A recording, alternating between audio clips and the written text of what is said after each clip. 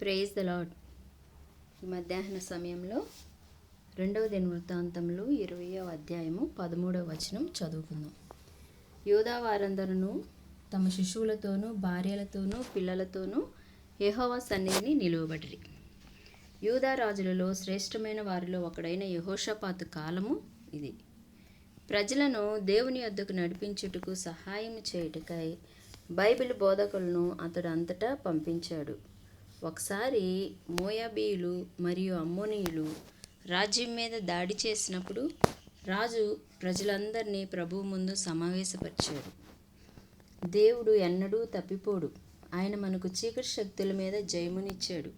రాజు మొదలుకొని అత్యంత చిన్న బిడ్డ వరకు ప్రజలందరూ ప్రభువు ముందు నిల్చున్నారు. ఇది ఏ విధమైన విశ్వాసమైనది? యెహోషాపాతు ఒక ఆశ్చర్యకరమైన రాజు, కానీ అతని ఇంటిని నాశనం చేసిన ఒక గొప్ప పొరపాటు చేశాడు. దుష్టుడైన అహాబు రాజుతో వివాహ సంబంధం చేసుకున్నాడు.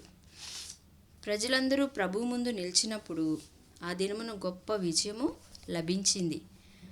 ఒక సంక్షోభ సమయంలో యెహోషాపాతు ప్రజలందరినీ దేవుని ముందు సమావేశపరిచాడు. నులివెచ్చని స్థితి మరియు సౌమ్యవాదము వ్యాపించుచున్నవి. ప్రభువు ముందు మనమెంత సమకూడవలసి ఉన్నాము. ఈ సంక్షోభ సమయంలో ఈ కీడులను అడ్డగించుటకు ప్రభువు మనలను వాడుకొంచున్నాడు. విశ్వాసమునకు మూలమైన దేవుని భయమును ప్రజల నుండి తీసివేయుటకు దయ్యము ప్రయత్నించుచున్నాడు. ప్రార్థించువారు దేవుని హస్తమును చూస్తారు, వారు జయమును చూస్తారు. సజీవుడైన దేవుడు అక్కడ ఉన్నాడు.